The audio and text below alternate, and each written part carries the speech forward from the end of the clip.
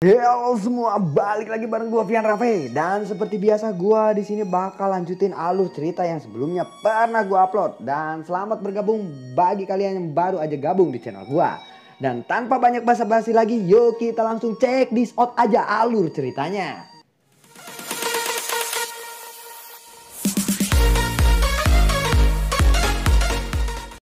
Di episode sebelumnya, Van Law yang mengeluarkan jurus lautan darah.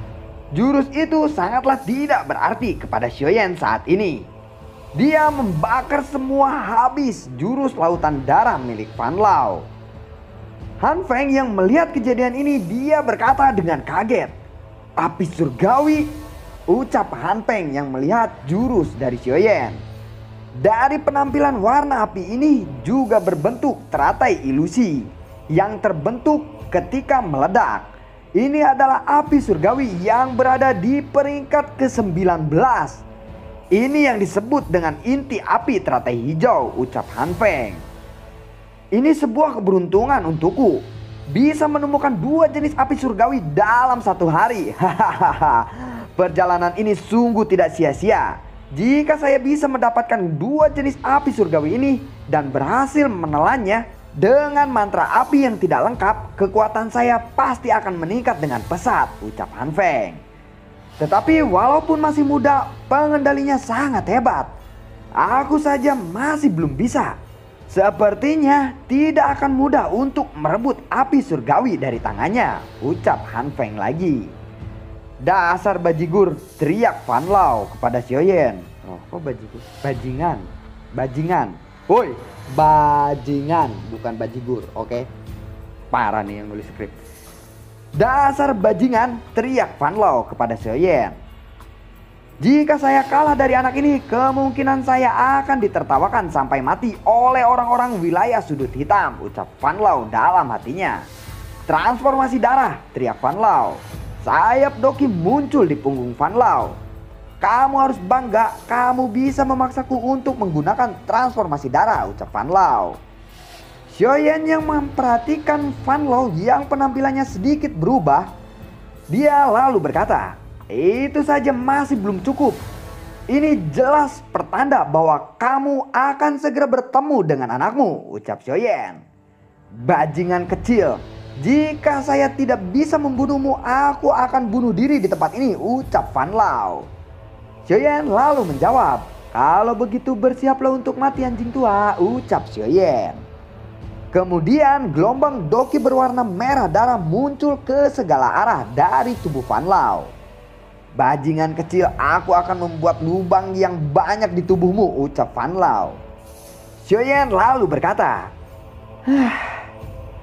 percayalah kamu tidak akan bisa melakukan itu, ucap Xiaoyan. Darah peluap tubuh, teriak Van Law. Tsunami pemecah api, ucap Xiaoyan. Buar. Buar. Ledakan besar membuat tanah terbelah. Bajingan kecil ini memang sangat kuat. Sepertinya tidak ada pengaruhnya walaupun aku terus menyerangnya, ucap Van Law. Xiaoyan lalu berkata, apakah kamu ingin melarikan diri? Ucap Xiaoyan. Xiaoyan saat ini terus-menerus menyerang kepada Van Law. Van Law selalu menghindar. Van Law sama sekali tidak punya celah untuk membalas serangan Xiaoyan. Ntar dulu, apa cuman gua yang ngerasa kok Xiaoyan di sini OP banget ya? Cuman di episode kemarin beri waktu aku 3 menit kepada Jian, tapi Jian aja sampai mengakui hebat, apalagi Lin Chuya. Kayaknya peringkat 1 tuh yang pantas tuh Xiaoyan. Aneh, kenapa? Apa gara-gara ditinggal sama Sun Ar kemarin gitu ya? Yuk kita lanjut terusin, siapa tahu jawabannya ada di depan. Sepertinya Xiaoyan akan menang, ucap Liu Qing. Ledakan Oktana, teriak Xiaoyan. Buah, armor darah Van Law hancur terkena pukulan Xiaoyan. Tubuh Van Law pun terjatuh dari langit dan mendarat keras ke tanah. Melihat ini sorak terdengar dari segala penjuru Akademi Dalam. Saya tidak akan membiarkan dia hidup. Jika dia tetap hidup, kemungkinan dia akan melakukan kejahatan lagi di masa depan, ucap Xiaoyan. Hei anjing tua, matilah kau, teriak dari Xiaoyan. Ya, Duar, tubuh Fan Lao berlumuran darah setelah terkena pukulan Xiaoyan. Tetapi tiba-tiba Fan Lao melesat dengan cepat mencoba kabur dari Xiaoyan.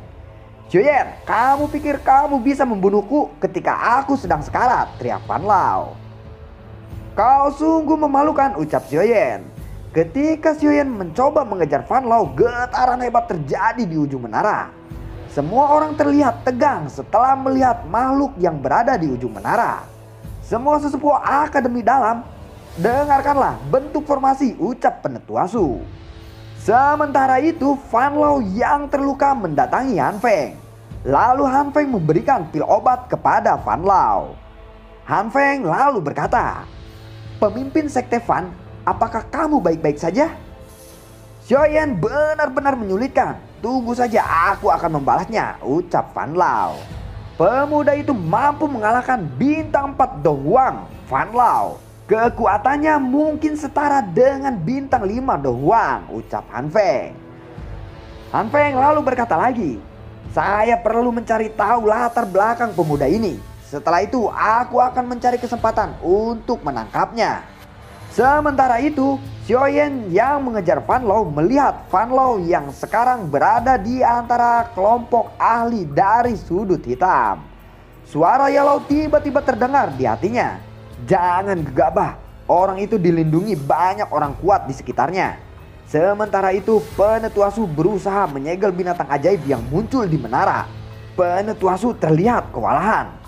Buang! Kepala ular besar itu bertabrakan keras dengan penghalang energi yang akan pecah. Ular itu terus-menerus membenturkan kepalanya kepada penghalang itu. Dan akhirnya penghalang itu pun hancur. Tetapi ular api itu tidak langsung kabur setelah lolos dari pengekangnya. Sebaliknya, ia tiba-tiba mengangkat kepalanya dan dia menatap Xiaoyan dan Han Feng. Saat ini ular api itu telah menjadi binatang seutuhnya dan mempunyai kecerdasan sendiri. Fallen Heart Flame telah berevolusi dengan sempurna, ucap Han Feng. Xiaoyan yang terkejut ketika ular api itu melihat ke arahnya seakan menjadi target serangannya. "Apakah binatang itu ingin menelanku?" ucap Xiaoyan dalam hatinya. Jika api surgawi yang tidak dikendalikan oleh siapapun bertemu dengan api surgawi lainnya, mereka secara nurani akan menelan yang lainnya untuk memperkuat dirinya sendiri. Suara dari Yalao dalam hati Xiaoyan. "Lalu apa yang harus kita lakukan sekarang, guru?" ucap Xiaoyan. "Mari kita menjaga jarak dulu. Kekuatan benda ini sekarang sangatlah hebat. Saat ini kamu tidak akan bisa menahannya," ucap Yalao. Ular api itu terus bergerak, namun ternyata yang dijadikan target olehnya bukanlah Xiaoyan, melainkan Han Feng. "Semuanya jangan panik, kita memiliki banyak orang di sini dan binatang buas itu tidak akan berani kepada kita," ucap Han Feng. "Tuan Han, aku sudah terluka parah dan aku tidak bisa banyak membantu saat ini. Saya pikir saya harus pergi dulu," ucap Fan Lao. Kabur anjir, kabur dong. Han Feng lalu berkata, "Bajingan, jika kau tidak membantuku, aku tidak akan memberikan pil obat lagi kepadamu," ucap Han Feng. Ular api itu terus-menerus menyerang Han Feng. "Kita tidak akan mungkin bisa menahannya. Kekuatannya seperti tak terbatas," ucap Tuan Emas. "Semuanya bantu aku. Jika aku dapat menaklukkan api surgawi ini, aku akan membayar semua orang 2 kali lipat," ucap Han Feng. "Dengarkan perintahku, mari kita serang bersama-sama. Kita hanya perlu menghabiskan kekuatannya. Setelah itu serahkan semuanya padaku," ucap Han Feng lagi. Dia lalu berkata, "Serang!" Di sisi lain, Hugan bertanya kepada Penetua Su, "Penetua Su, apa yang harus kita lakukan sekarang?" "Kita akan menunggu dan melihat situasinya," ucap Penetua Su. Target Fallen Heart Flame tampaknya adalah Han Feng. Mari kita biarkan mereka bertarung satu sama lain terlebih dahulu. Instruksikan semua sesepuh untuk memanfaatkan waktu untuk memulihkan doki mereka. Pertempuran besar belum berakhir. Jelas kita pasti tidak akan membiarkan api Heart Flame jatuh ke tangan Han Feng, ucap Penetua Su lagi. Hugan lalu menjawab, "Baiklah, Situasi saat ini, para ahli pojok hitam terus menyerang ular api dengan kekuatan penuh. Hentikan, teriak Han Feng ketika dia melihat ular api sedikit mundur. Namun ular piton api tiba-tiba menembaki para ahli wilayah pojok hitam dengan bola api. Buar, buar, buar, buar. Semuanya cepat menghindar, teriak Han Feng. Hanya para ahli yang memiliki beberapa kecepatan yang bisa lolos dari bola api tersebut. Cepat bantu mereka yang terluka, teriak Han Feng. Ular sialan, ucap Han Feng lagi. Dengan cepat Han Feng membentuk segel di tangannya. Seketika itu dia mengeluarkan penahan untuk bola api yang menyerang mereka. Bueng, bueng, bueng. Ular bajingan ini memang sangat luar biasa. Xiaoyan juga memiliki api surgawi. Kenapa dia harus memilih aku dulu sebagai targetnya, ucap Han Feng. Han Feng, api surgawi ini benar-benar terlalu kuat. Kami tidak bisa banyak membantu. Kamu tidak perlu takut pada serangannya karena kamu juga memiliki api surgawi. Oleh karena itu kamu harus menggunakan cara untuk melemahkannya terlebih dahulu, ucap Tuan Emas dan Tuan Perak. Para ahli wilayah pojok hitam pun lari dari tempat pertempuran dengan meninggalkan Han Feng sendirian. Sekelompok orang pengecut yang takut mati, ucap Han Feng. Ngakak gua ditinggalin Han Feng sendirian anjing. Pada soak, woi, kabur, kabur, kabur, kabur. Kemudian Han Feng mengeluarkan 2 botol batu giok biru es dan dia melemparkannya dengan keras ke arah ular sanca api itu. Bang! Botol batu giok biru es itu pecah mengenai tubuh ular sanca api. Kemudian udara dingin berwarna biru meletus ke segala arah. Ular api sepertinya tidak bisa banyak bergerak setelah terkena serangan Han Feng. Kabut dingin itu benar-benar dapat menekan api surgawi, ucap Xiaoyan. Kabut biru es itu adalah sky cold air, udara dingin di langit. Benda itu sangatlah langka. Aku tidak menyangka dia bisa berhasil mendapatkannya, ucap Yalau. Lalu apakah dia berhasil, ucap Xiaoyan. Yalau lalu berkata, tenang, Sky Cloud Air mungkin bisa menahan sedikit Fallen Heart Flame. Tapi api surgawi adalah sesuatu yang memiliki kekuatan penghancur paling mengerikan di dunia ini. Sangat sulit untuk menaklukkannya, ucap Yellow. Han Feng lalu berkata kembali, bajingan, aku pasti berhasil menangkapmu. Lalu Han Feng mengeluarkan jurus mata bor api yang berputar cepat di ujung jarinya.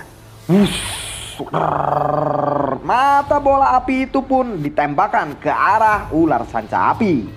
Bang! Setelah ledakan menghilang, ular sanca api itu tiba-tiba menghilang. Kemana binatang buas itu? Ucap Han Feng. Seketika ular sanca api itu muncul di belakang Han Feng dan langsung mengibaskan ekornya ke arah Han Feng. Lalu bagaimanakah kelanjutan ceritanya? Nantikan konten gua berikutnya. Dan jangan lupa untuk silahkan follow IG gua karena infonya ada di situ ya. Oke, semoga sehat selalu buat kalian dan ya sampai jumpa. Dadah.